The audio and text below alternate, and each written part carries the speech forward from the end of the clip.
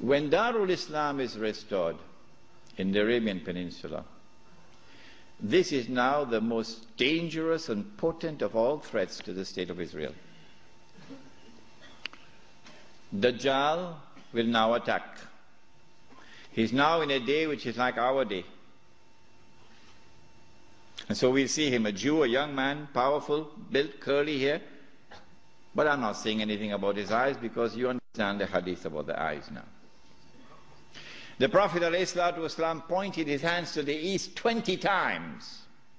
And he said he's going to come from the east. Jerusalem is northwest.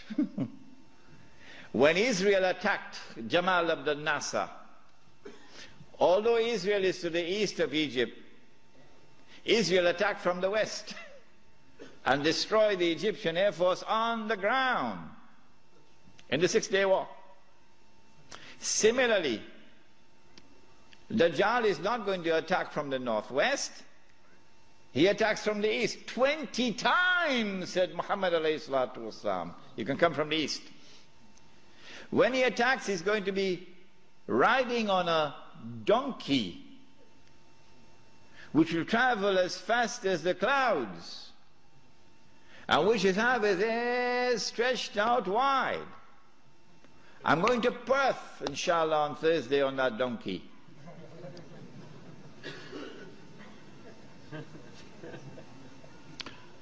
And so we're talking about fighter aircraft. And east of Medina and Mecca is the Saudi Air Force Base, which is now also an American Air Force Base in Dhahran. As they attack Mecca and Medina, the angels defend Mecca and Medina. This is there in Sahih Muslim. And the attack is diverted to Damascus. And then the confrontation takes place. Dajjal is outside and the Imam is inside the masjid. And now history repeats itself. The Jews are rubbing their hands. We got them now.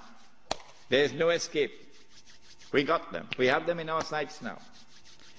As someone else was rubbing his hands, as his army was approaching them, and in front of them was the sea, and behind them is the army, and they're rubbing their hands. We got them now. Who was he? Fir'aun. And so history repeats itself. But at the last moment, Allah subhanahu wa ta'ala says to Musa alayhi salam, take your rod and strike the water. And then the divine intervention took place, the miracle. And the believers were saved. وَإِذْ فَرَقْنَا بِكُمُ الْبَحْرِ فَأَنْجَيْنَاكُمْ وَأَغْرَقْنَا آلَ فِرْعَوْنَ وَأَنْتُمْ تَنْظُرُونَ. Now history repeats itself.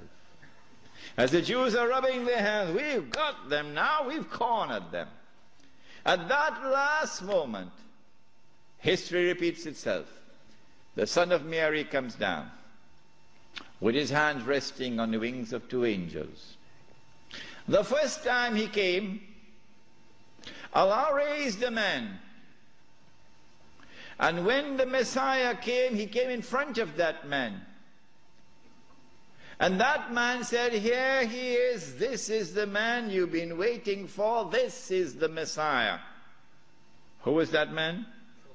Yahya alayhi salam. So this is the divine method for positive identification. But Ibn Khaldun, may Allah bless him and have mercy on his soul, that great scholar, we are not fit to clean his shoes. Ibn Khaldun did not understand this. And Muhammad Iqbal, that great scholar, we are not fit to clean his shoes. But Muhammad Iqbal did not understand this. And so many other scholars have not understood it. And they rejected all the ahadith on Mahdi as fabricated. Ibn Khaldun did it and everybody else followed him. But now history repeats itself. The divine method of positive identification is repeated. As the son of Mary comes down in the masjid, Imam al-Mahdi says, here he is, this is the son of Mary. And history repeats itself. May Allah forgive Ibn Khaldun. And then the son of Mary responds, identifies himself. Imam asks him, you lead the salat. He says, no, you are the Imam, you lead. After the salat, then the confrontation takes place between the false Messiah and the true Messiah. And the false Messiah is killed. And then Gog and Magog are destroyed. The Sea of Galilee is dry. And after Gog and Magog are destroyed and Dajjal is killed, now the state of Israel is without any support. Now it's going to be a level battlefield. A level battlefield. I may be wrong, but I suspect that there's going to be a massive collapse of the world of modern technology. I suspect that. And so horses are now going to be used once again. Yeah. The army now comes out of Khorasan, and that army attacks and destroys the state of Israel. The first time it was a Babylonian army. The second time it was a Roman army. And after the Roman army destroyed them and threw them out of the land, Allah said, وَإِنْ عُدْتُمْ عُدْنَا وَإِنْ عُدْتُمْ عُدْنَا. If you return with your fasad, we will return with our punishment. They return with their fasad. It's happening now before your eyes. And so Allah returns with His punishment. وَإِنْ عُدْتُمْ عُدْنَا. And so now the Muslim army destroys the state of Israel. It is at this time that the Prophet said, alayhi salatu wasalam, the hadith in Sahih Bukhari, Sahih Muslim, you will know who is a true leader amongst the Muslims today, because you'll not be afraid to quote this hadith. And you will know those who betray Islam, because they will never quote this hadith. Never. They'll lose their jobs. لَتُقَاتِلُنَّ الْيَهُودِ وَلَتَقْتُلُنَّهُمْ حَتَّى يَقُولُ الْحَجَرُ يَا مُسْلِمْ هَذَا يَهُودِيٌّ وَرَئِي فَتَعَالَ فَاقْتُلْ. If you're 17 years of age tonight, this is music in your heart. Yeah. If the beard is gray, well, things are not the same anymore. You will most certainly fight the Jews. And you will most certainly kill them. And at that time the stones will speak. Muslim, there's a Jew hiding behind me. Come and kill him. And so the Holy Land is liberated. This ends the subject of Imam al-Mahdi and the return of the Khilafah. What happens after that we'll pick up in our subject on Jerusalem in the Quran, which will be on Monday night. What I'd like you to do is, if you have any questions, please write them very quickly. We have paper?